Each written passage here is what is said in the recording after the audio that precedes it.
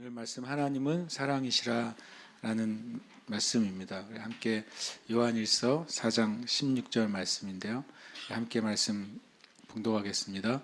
하나님이 우리를 사랑하시는 사랑을 우리가 알고 믿었노니 하나님은 사랑이시라. 사랑 안에 거하는 자는 하나님 안에 거하고 하나님도 그의 안에 거하시느니라. 아멘.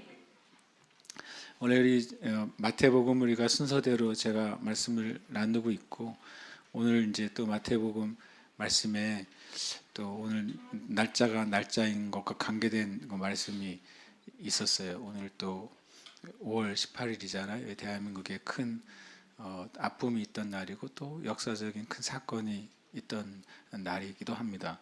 영적으로도 여러 가지 의미가 있는 날이기도 하고, 근데 또 마침 또 순서대로 하면 마태복음 17장 말씀이 국가와 또 교회와의 관계, 국가와 성도와의 관계에 대해서 나누는 말씀이었어요. 그래서 제가 한 주 동안 날짜가 묘하게 똑 맞아떨어진다 그래가지고 국가와 또 교회의 관계에 대해서 이제 역사적으로 신학자들이 많이 얘기한 것이 많거든요. 그래서 나도 할 말도 많고, 그래가지고 이것저것 공부를 열심히 했어요. 그래서 이렇게 밤까지도 열심히 공부를 하고 이제 있는데, 근데 마음에 이제 뭔가 제 마음의 소원은 단순하죠. 하나님, 주일날 물론 제가 이제 마태복음 말씀을 따라 말씀을 전하는데, 어쨌든 하나님이 나누라고 하시는 말씀을 전하는 게 또 목회자의 책임이잖아요. 그래서 그것은 저는 제가 할 수 있는 것을 이제 국가와 교회와의 관계, 또 교회가 국가에 대해서 어떤 태도를 또 어떤 마음을 가져야 되는가, 이것을 나누려고 준비하고 있는데 마음이 이렇게 차지가 않았어요.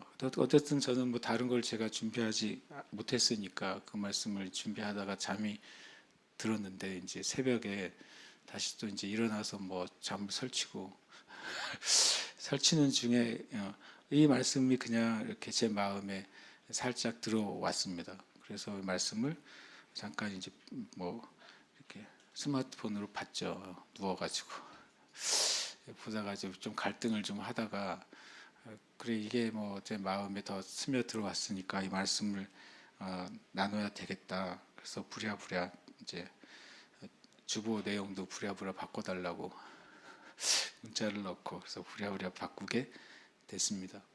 사랑은 그리스도인에게 있어 영원한 주제입니다. 왜냐하면 성경에 믿음, 소망, 사랑은 항상 있을 것이지만 그 중에 제일은 뭐라고요? 사랑이라고 말씀하셨어요. 저 여러분이 천국에 가면 지금보다 더 큰 믿음을 가질 필요가 없습니다. 그렇죠? 왜냐하면 저 여러분이 믿었던 모든 것이 현실이 되어 있을 테니까요. 믿은 것이 실제가 되어 있기 때문에 믿음은 계속 있죠. 항상 있지만 더 큰 믿음이 자라날 필요도 없고 자라나지도 않을 겁니다. 완전히 믿는 것이 성취된 상태에 우리가 보게 될 테니까요. 천국에 가면 더 큰 소망으로 우리가 인내할 필요도 없을 것입니다. 왜냐하면 저 여러분이 하나님 안에 소망했던 그 모든 것이 천국에서는 또 현실화되어 있기 때문에 그렇습니다. 소망하는 그것을 누리는 삶이니까 더 큰 소망을 가질 필요도 없고 그것을 주님이 요청하시지도 않을 겁니다. 그러나 천국에서 사랑은 다릅니다. 사랑은 천국에서 계속 자라나게 될 겁니다. 하나님과 살아간다고 하는 것은, 하나님 안에서 거한다고 하는 것은, 영원한 천국 안에 거한다고 하는 것은 계속해서 사랑이 자라나고 확장된다는 것을 의미합니다. 그래서 사랑은 그리스도인에게는 영원한 주제가 되는 겁니다. 사실 구약에 하나님과 또 사랑이라는 단어가 관계된 성경 구절을 쭉 찾아보면 대부분이 하나님을 사랑하라 이렇게 돼 있어요. 찾아보시면요. 그러니까 구약의 성도들은 하나님을 섬기는 것을 통해서 하나님의 사랑을 배워가도록 되어 있습니다. 물론 구약의 성경 안에 이웃을 사랑하라는 구절들이 있어요. 그러나 전체적인 구약에서의 사랑의 개념은 하나님을 사랑하는 것, 우리가 하나님을 율법 안에서 또 진리 안에서 하나님이 주신 말씀 안에서 하나님을 섬기는 것을 통해 하나님의 사랑을 배우게 되어 있었습니다. 그러나 신약에 와서는 신약의 성도들은 하나님의 사랑 안에 거하는 것을 통해 하나님의 사랑을 배우는 것으로 주님께서 방법을 바꿔주셨어요. 이제는 그 하나님이 우리 안에 거하시게 됐고, 그래서 하나님의 사랑 안에서 거하는 것을 통해서 우리가 하나님의 사랑을 이제 배우는 저와 여러분이 되고 있습니다. 그래서 그것을 오늘 설명해 주시는 말씀이 오늘 말씀입니다.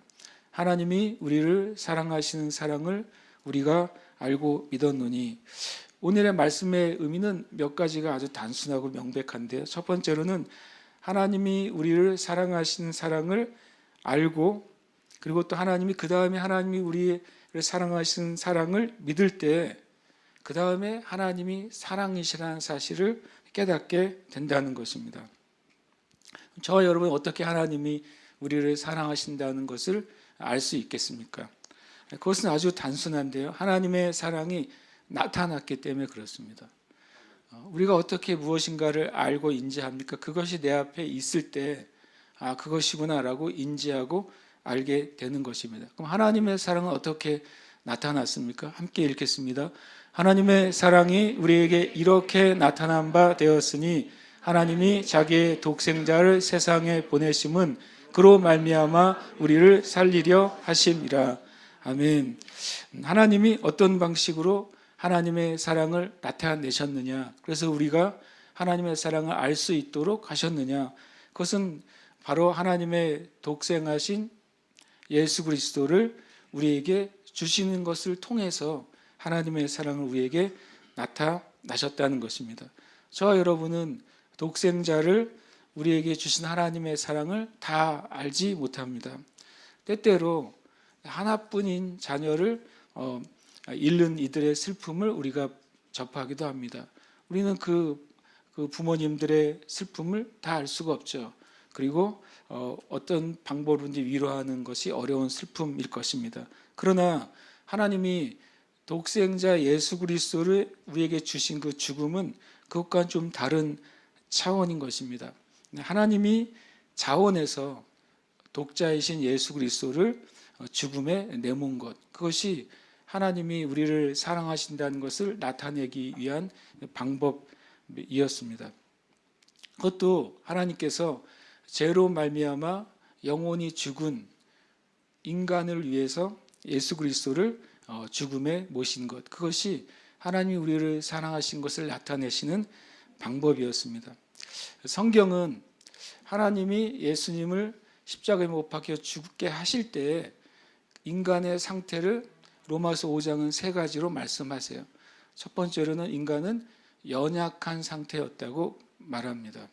그리고 두 번째, 인간은 죄인이었던 상태였다고 말합니다. 세 번째로, 인간은 하나님과 원수되었던 상태였다고 말합니다.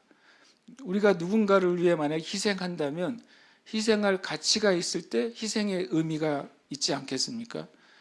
때론 국가를 위해서 희생할 때도 그 국가가 내가 희생함으로 무엇인가 달라지고 무엇인가 바뀔 수 있을 가능성과 가치가 있을 때 그 희생이 가치가 있는 것입니다. 그런데 하나님께서 독생하신 예수 그리스도를 우리를 위해서 주실 때, 십자가에 못 박혀 죽게 하실 때 실은 인간의 가치는 전혀 없었습니다. 예수님을 주실 만한 가치가 인간에게 없었어요. 인간은 연약할 때 예수님께서 십자가에서 죽으셨다고 성경은 말씀합니다. 연약함이 무엇입니까? 사람의 어떤 노력과 어떤 능력으로도 구원에 이를 수 없는 연약함인 것입니다. 하나님이 우리에게 주신 어떤 율법도 온전히 이룰 수 없는 연약함이 모든 인간의 연약함인 것입니다. 심지어 사람의 어떤 지식과 노력으로도 하나님이란 분을 알 수 없는 상태로 연약하고, 하나님의 사랑을 알 수 없는 상태로 연약한 상태, 그런 가치 없는 인간을 위해서 하나님께서 가장 존귀하신 예수님을 주신 것이 하나님의 사랑을 나타내신 방식이었습니다. 어떤 사람은 나는 연약하지 않다고 말합니다. 그동안 내 의지로 많은 어려움과 난관을 다 이기고 살아왔다고 말하는 사람들이 있습니다. 그래서 전도를 하다 보면 나는 나 외에는 믿을 수가 없다라고 말합니다. 그렇죠. 이 세상이 자기 외에는 믿을 수 있는 존재가 없는 세상과 세대가 맞습니다. 그러나 내가 믿고 있는 내가 어떤 존재인지를 깊이 생각해 보면 정말 얼마나 연약한 존재인지를 아는 것입니다. 보이지도 않고 알 수 없는 작은 균이나 아주 작은 질병의 근원만 몸에 들어와도 건강하던 사람도 하루아침에 건강을 잃어버릴 수 있는 것입니다. 하루아침에 작은 사고와 문제로도 생명을 잃을 수도 있는 존재가 사람인 것입니다. 우리가 얼마나 연약한지를 깨달을 때, 그럴 때 하나님이 우리를 위해 예수님을 주신 은혜가 얼마나 큰지도 깨닫게 됩니다. 또 로마서 5장은 예수님께서 우리를 위해 희생하셨을 때 우리는 죄인 된 상태였다고 말하고 있습니다. 조금도 뉘우치지 않는 사람을 위해 여러분이 계속 희생할 수 있겠습니까? 여러분이 희생하고 도와주고 여러분이 있는 걸 다 갖다 주는데 조금도 뉘우치지 않아요. 조금도 그것에 대해서 감사하지도 않아요. 그런 사람을 위해 여러분이 지속적으로 심지어 여러분의 생명을 들여서 희생할 수 있겠습니까? 그건 있을 수가 없는 일이죠. 예수님께서 우리를 위해 죽으심으로 하나님의 사랑이 나타났을 때 실은 모든 인간은 그런 상태였다는 겁니다. 여전히 죄인인 것입니다. 더 악한 죄는 뭐냐면 바로 자신이 죄인이 아니라고 주장하는 죄인입니다. 가장 큰 죄가 무엇입니까? 바로 하나님을 부정하는 죄이죠. 나의 근원 그리고 나를 창조하신 분을 부정하는 것이 가장 큰 죄입니다. 만약에 자녀가 부모에 대해서 여러 가지 잘못과 실수와 죄를 지을 수 있지만 가장 큰 죄가 뭔지 아십니까? 부모를 부정하는 겁니다. 당신은 나의 아버지가 아니고 당신은 나의 어머니가 아니요 라고 하는 것은 부정을 넘어서 저주인 것이죠. 그런데 실은 인간의 죄의 가장 큰 상태는 바로 그 하나님을 부정하는 것입니다.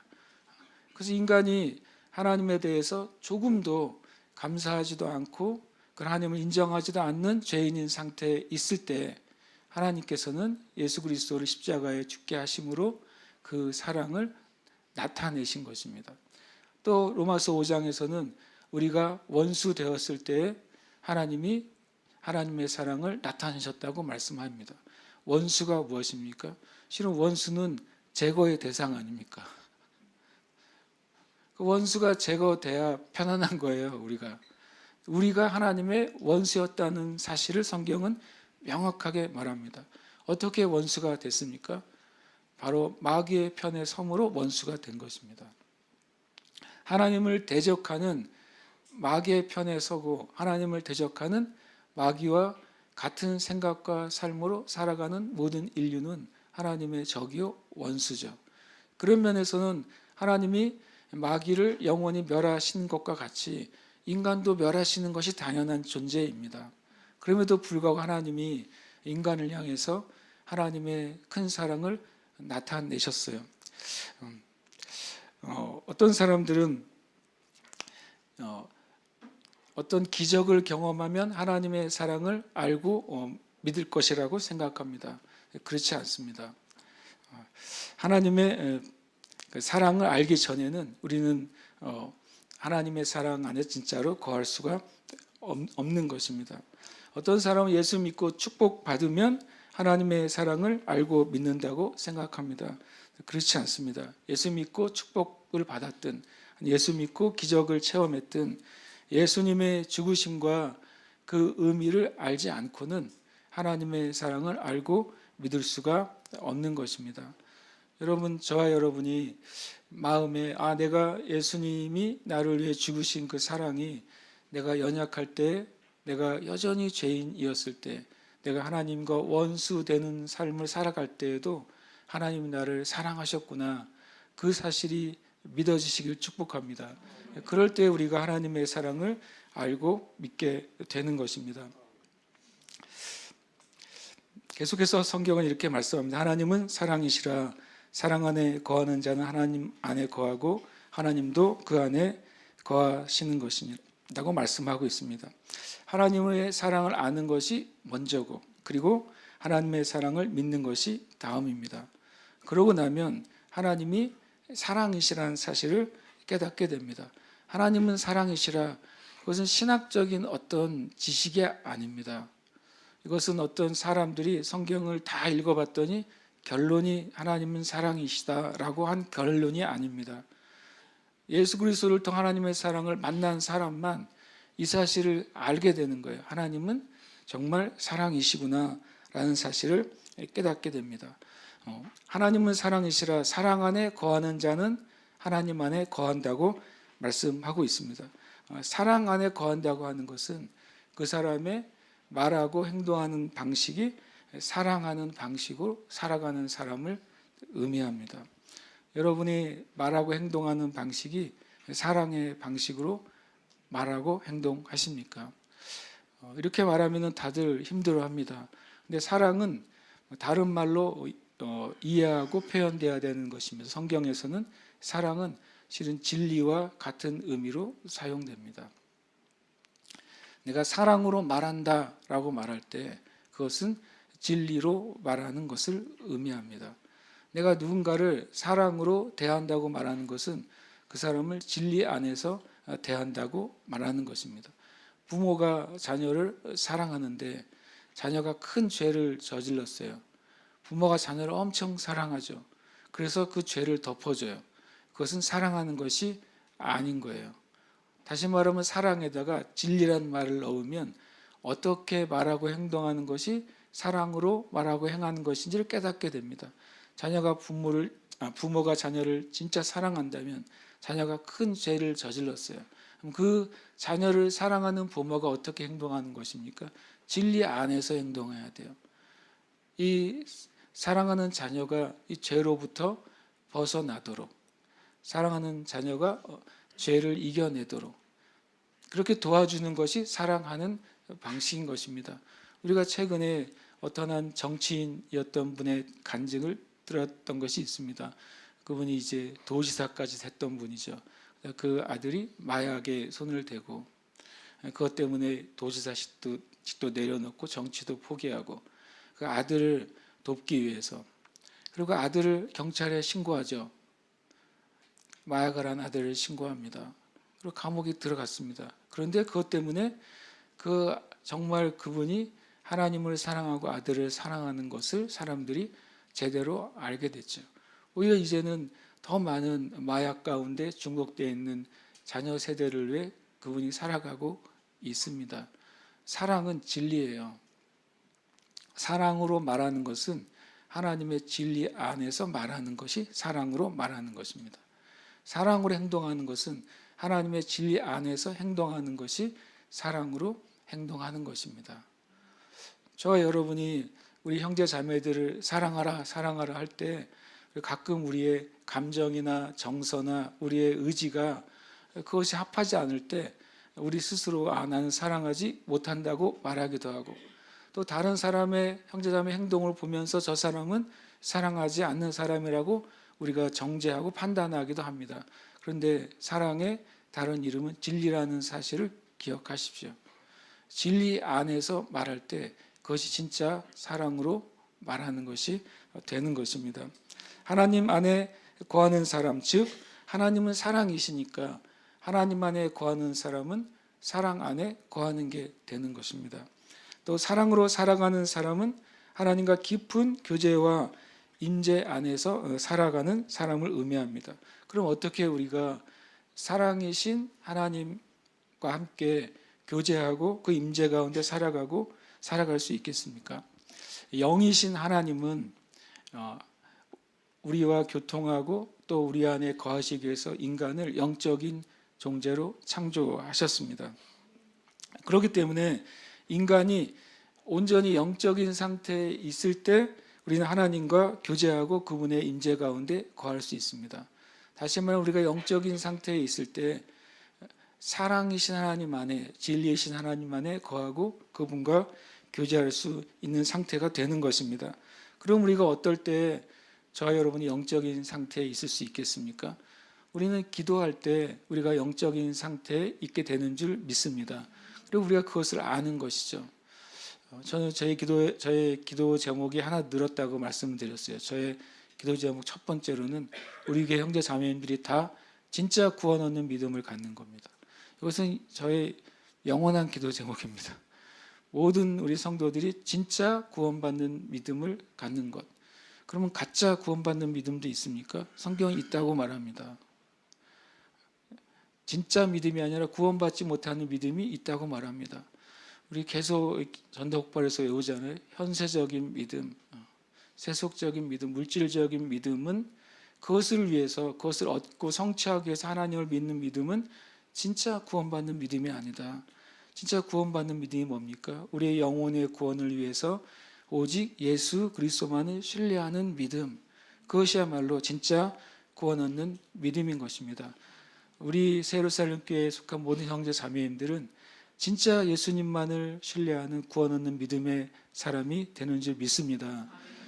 두 번째 요즘 생긴 기도 제목은, 이거는 주님이 들어주셔야 되는데 우리 모든 성도들이 하루에 1시간 이상씩 기도하는 성도들이 되는 겁니다. BIR은 계속 해야 되니까. 그건 기도 제목이 아니에요. 어차피 굴러가고 있으니까.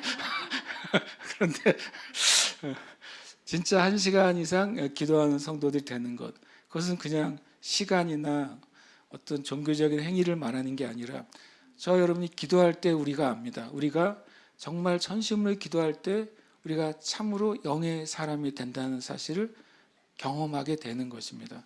기도할 때 우리가 육과 육신과 세상과 세상에 속한 것으로부터 우리 자신이 구별되고 또 분리된다는 사실을 경험하는 것입니다. 또 두 번째로는 영과 진리로 예배할 때 우리는 영적인 상태에 있게 됩니다. 성경은 하나님은 영과 진리로, 성령 안에서, 진리 안에서 예배하는 사람을 찾으신다고 분명히 말씀하셨습니다. 저와 여러분은 그 자리에 있어야 되는 것입니다. 주님과 교제하는 최고의 자리, 성령 안에서 진리로 예배하는 그 자리에 있으시기를 축복합니다.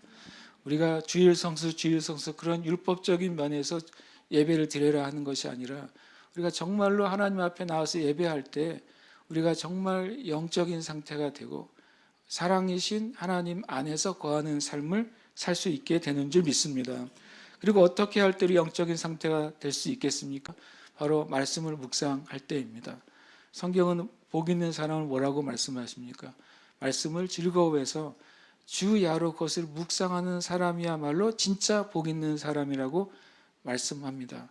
말씀은 우리를 하나님의 그 놀라운 진리의 세계로 인도해 줍니다. 말씀은 우리의 생각과 우리의 삶을 교정해 줍니다. 그래서 우리가 이 세상과 세상에 속한 삶을 살아가지만 그 안에서 말씀을 묵상할 때 하나님의 세계 안에서 걷고 살아갈 수 있도록 우리를 도와주는 것입니다. 그러면 제가 이렇게 말했습니다. 우리가 기도할 때, 영과 진리로 예배할 때, 말씀을 묵상할 때 우리가 영적인 상태에 있게 되고, 영적인 상태에 있을 때 우리가 하나님 안에, 하나님의 사랑 안에 거할 수 있다고 말씀드렸습니다. 그러면 우리가 기도와 예배와 말씀 묵상할 때만 영적인 상태가 되는 것일까요? 그렇지 않습니다. 이러한 기도와 예배와 말씀 묵상은 우리가 계속해서 영적인 상태로 살아가며 하나님과 교통하고 교제할 수 있는 통로가 되어주는 것입니다. 어떤 기도나 어떤 예배나 어떤 말씀 묵상도 그 자체가 우리의 신앙의 삶의 목적이 되어서는 안 됩니다. 모든 경건 생활의 목적은 바로 하나님이신 것이죠. 가끔은 그 경건 생활 자체가, 기도 자체가 신앙의 목적이 되는 경우가 있어요. 가끔은 예배 자체가 신앙의 목적이 되는 경우가 있습니다. 또 가끔은 말씀을 연구하고 묵상하는 것 자체가 신앙의 경험이 되는 경우가, 목적이 되는 경우가 있습니다. 그것은 실은 교회 안에 있는 우상이에요. 하나님 기도 안에서 사는 게 좋아요. 그래서 기도원에 들어가서 평생을 산다. 잘못하면 그 기도 자체가 신앙의 목적이 되어버려요. 하나님이 아니라. 마치 예수님과 함께 변화산에서 예수님의 놀라운 영적인 변화를 목격했던 세 제자가 뭐라고 말합니까? 그러니까 여기 있는 것이 좋사오니 여기서 초막 셋을 짓고 여기서 거합시다라고 말하는 것과 똑같은 것입니다. 오히려 예수님은 그들에게 뭐라고 말합니까?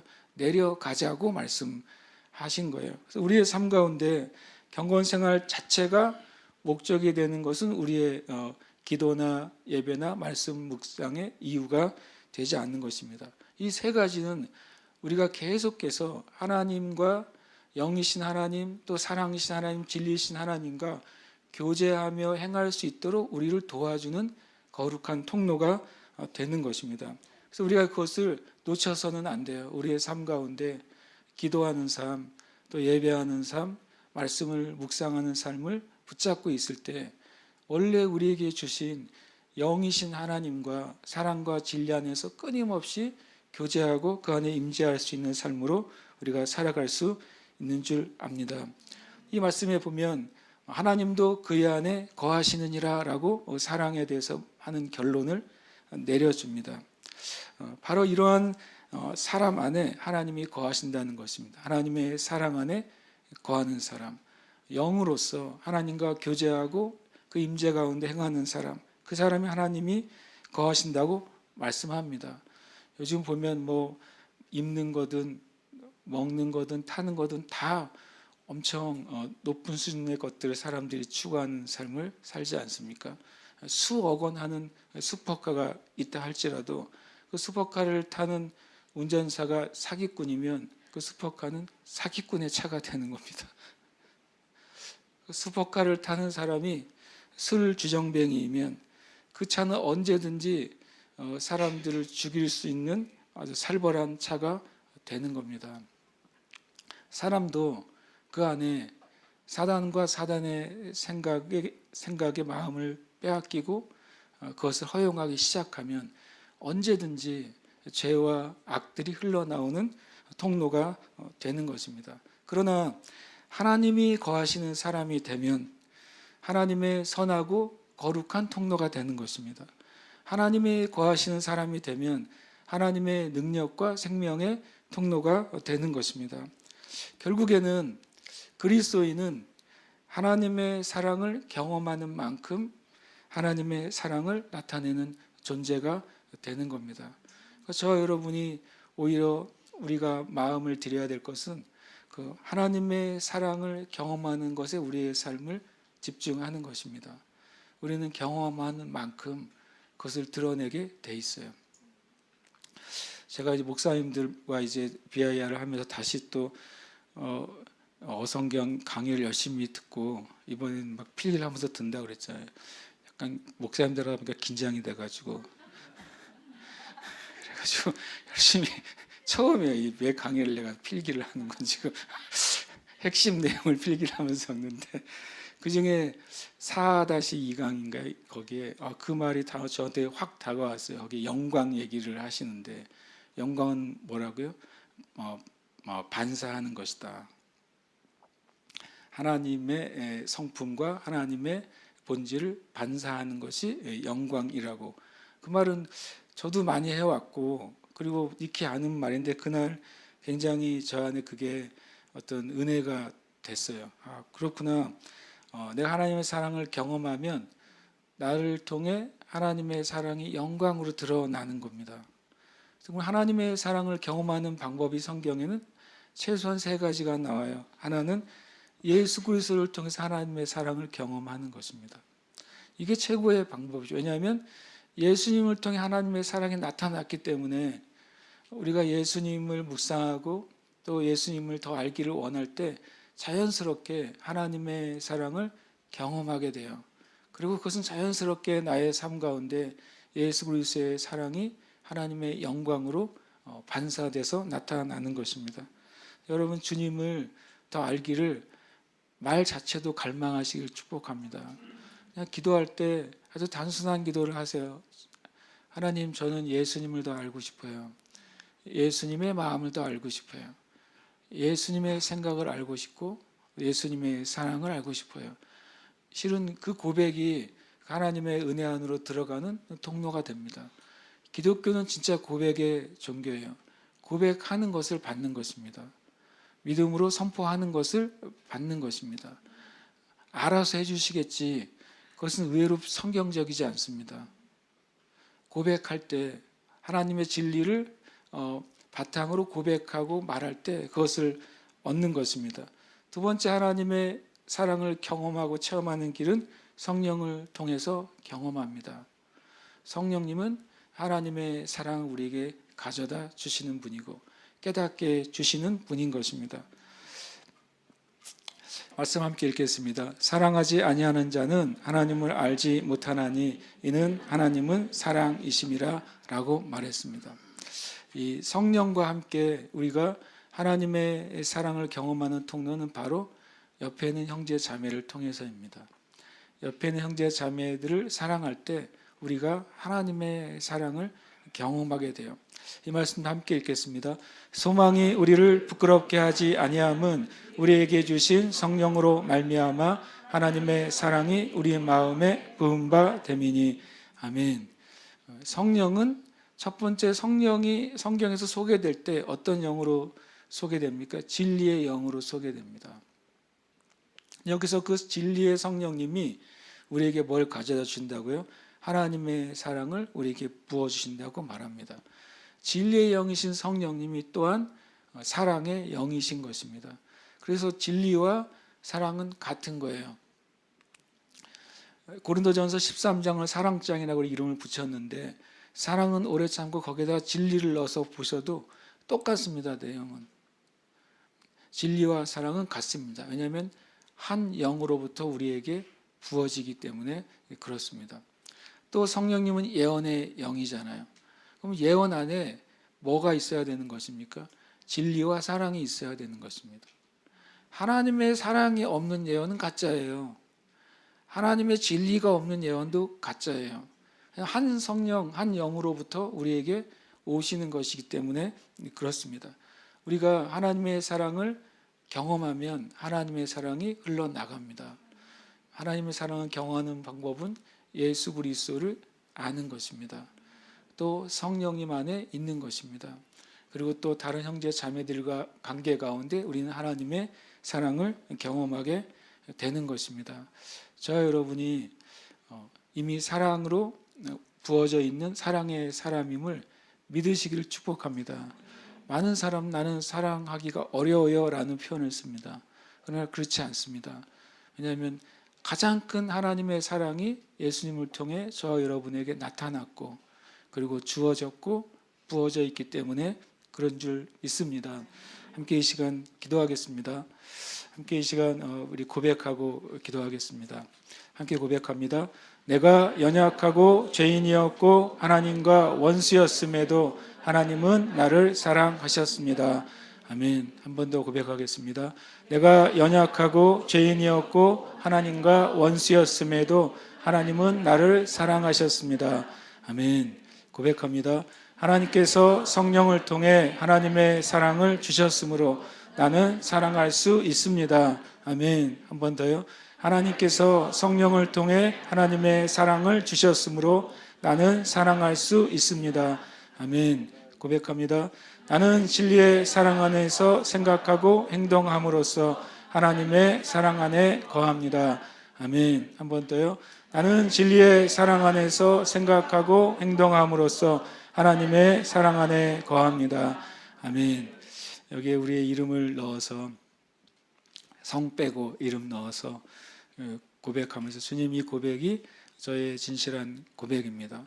저는 이 고백 안에 있습니다. 그리고 고백으로 살아갑니다.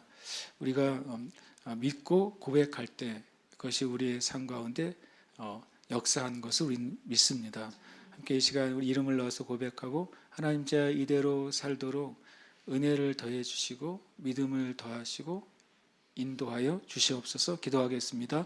고운령이 연약하고 죄인이었고 하나님과 원수였음에도 하나님은 웅령이를 사랑하셨습니다. 하나님께서 성령을 통해 하나님의 사랑을 주셨으므로 웅령이는 사랑할 수 있습니다. 웅령이는 진리의 사랑 안에서 생각하고 행동함으로써 하나님의 사랑 안에 거합니다. 아멘.